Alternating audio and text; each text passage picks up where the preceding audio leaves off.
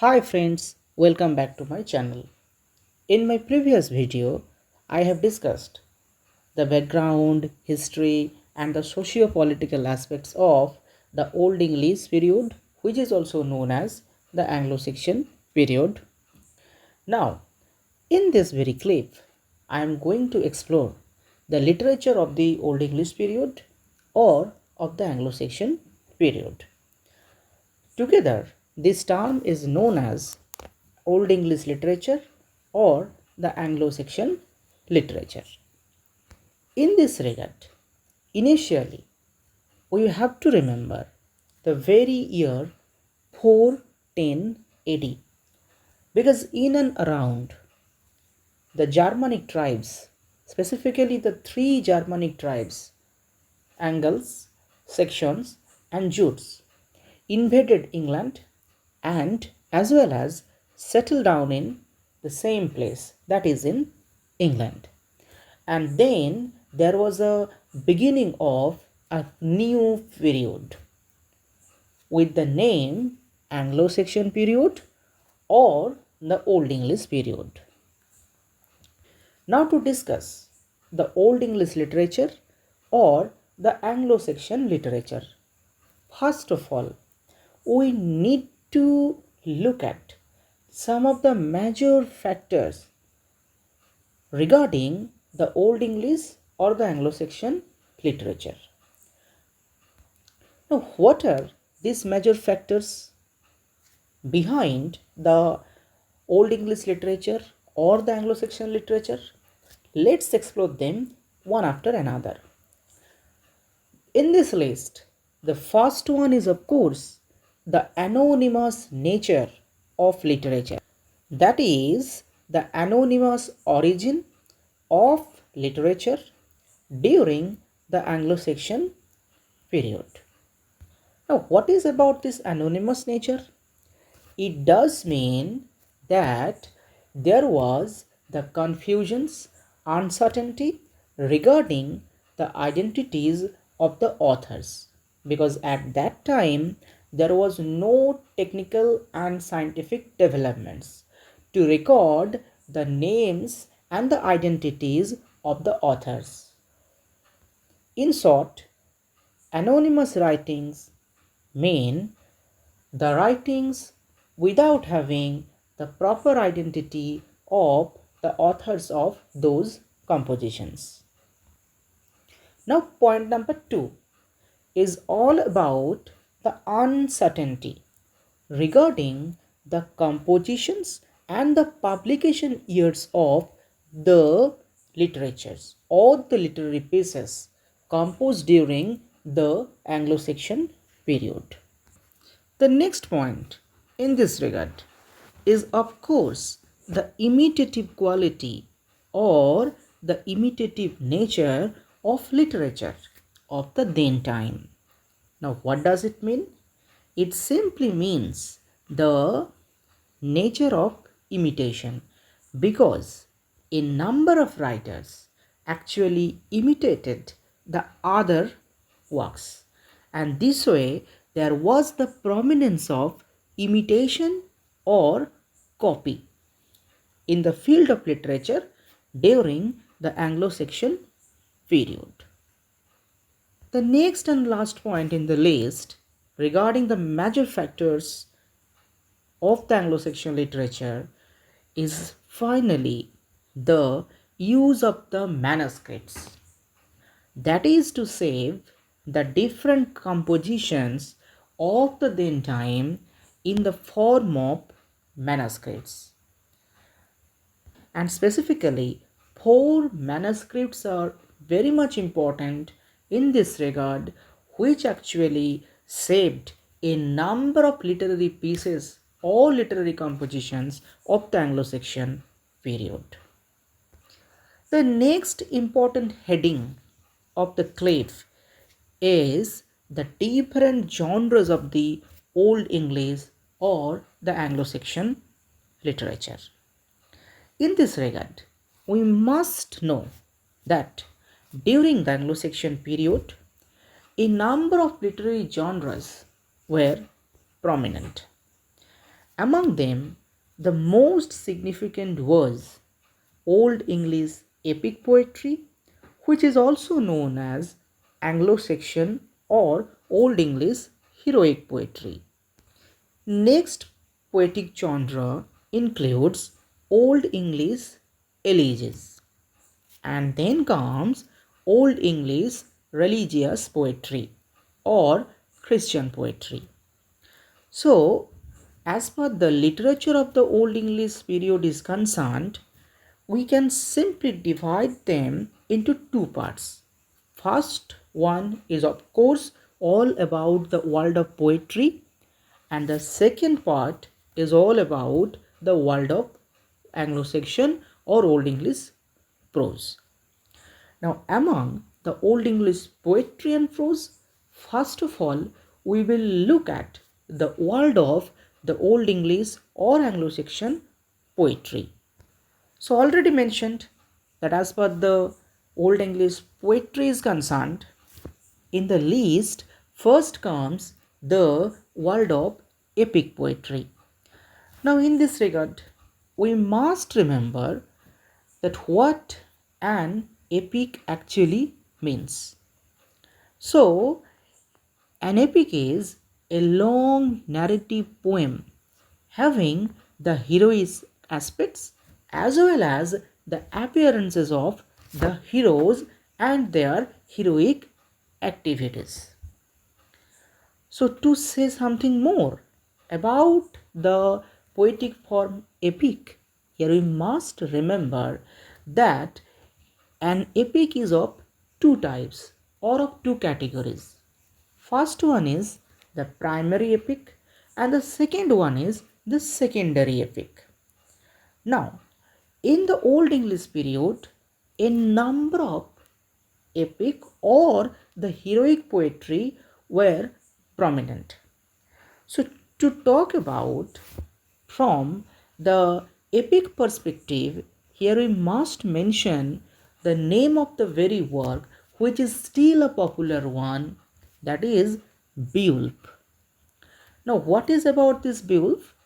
It's an epic of 3183 lines, and it is about the brave warrior Beowulf and his actions, and it is the complete epic of the Anglo-Saxon period. As I already mentioned, it's all about its protagonist Beowulf and his heroic aspects, bravery, physical strength, military skills, ambition, and the spirit of sacrifice.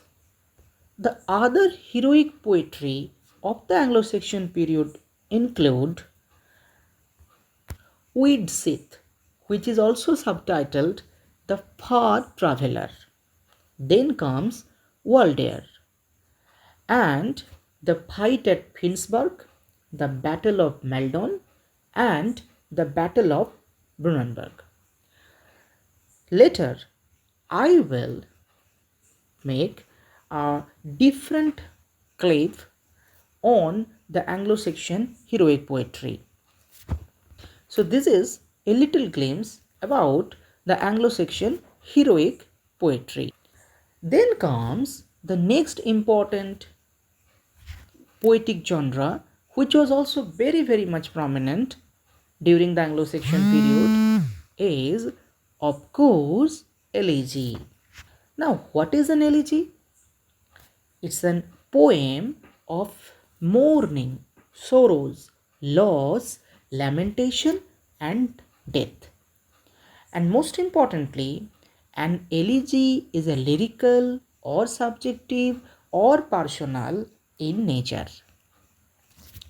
The Anglo-Saxon period consists of a number of elegies like Dior's Lament, which is also known as the Song of Dior. Next one is the Wanderer. Then comes the Seafarer. Then the Wife's Complaint. And the last one is Wolf and Eadwasser. Among them, this Dior's Lament is a very little poem of 42 lines divided into 7 stanzas. The Wanderer is of 115 lines, and it's all about a narrator who is suffering from the solitary exile. The next elegy is The Seafarer. It's a poem of 120 lines. And The Wife's Complaint. Here is a women speaker, or in other words, it's a story of a women speaker and about a conspiracy of the wrong-minded relatives who destroyed her relationship with her husband. And being instigated by those kinsmen, her husband actually banished her. The next elegy is Wolf and Eadwasser. It's a poem of 19 lines, and here is also a woman speaker. And this poem is about her lover Wolf and her troublesome husband Eadwasser. A separate clip will come shortly on the Anglo-Saxon elegies as well. The next important poetic genre of the Anglo-Saxon period is the religious or the Christian poetry. Here we must remember that in 597 AD, the Christianity was introduced in England by Saint Augustine. So it can definitely be said that around 600 AD, England was converted into Christianity. And to say about the Christian poems of the Anglo-Saxon period, we must mention the two poets, namely Caedmon and Cenulf.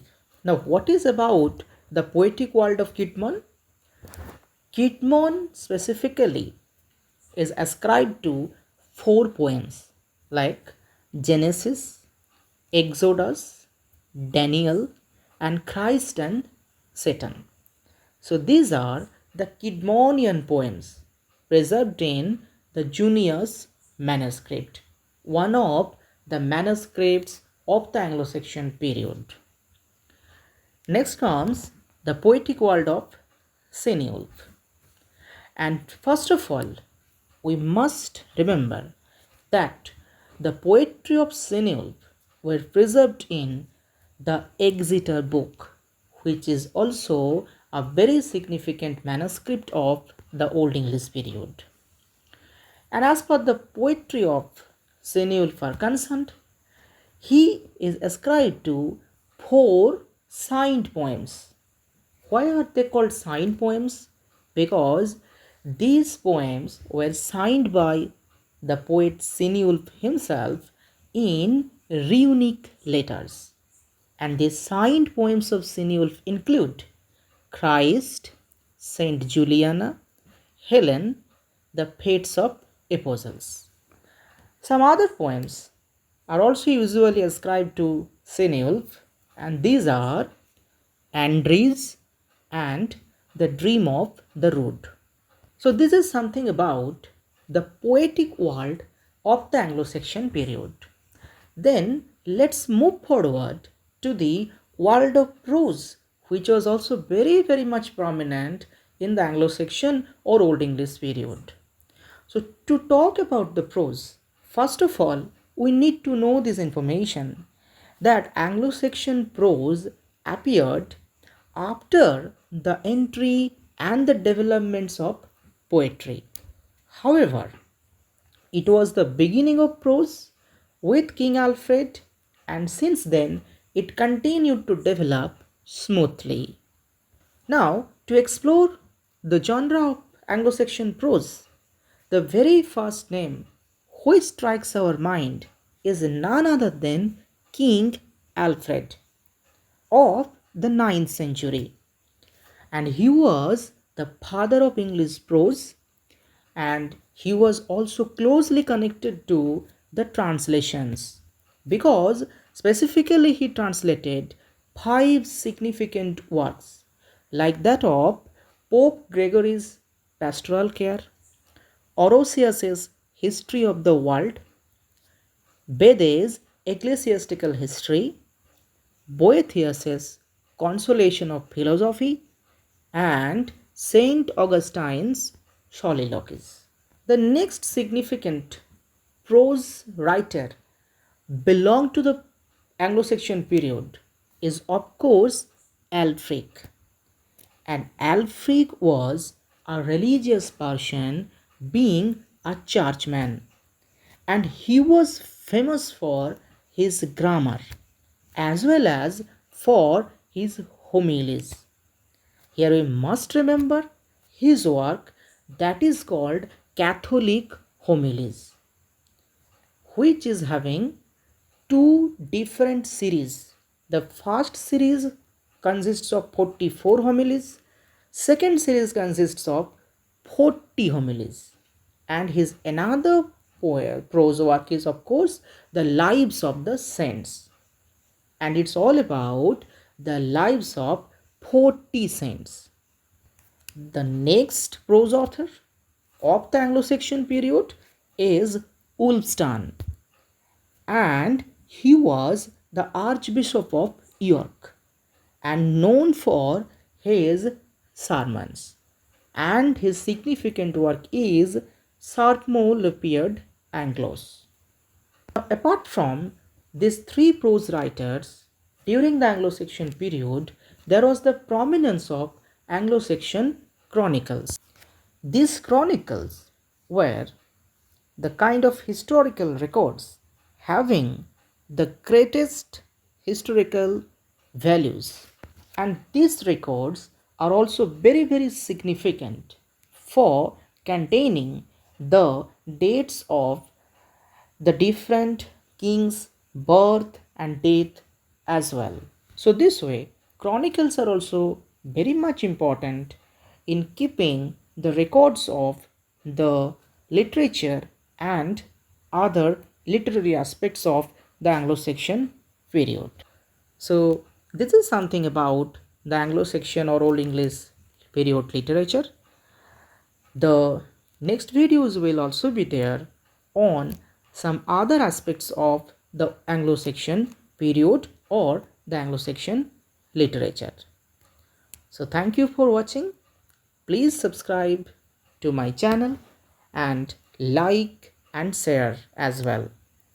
And please stay tuned to the channel to get more updated video lectures on the different topics of English literature and English study. Thank you.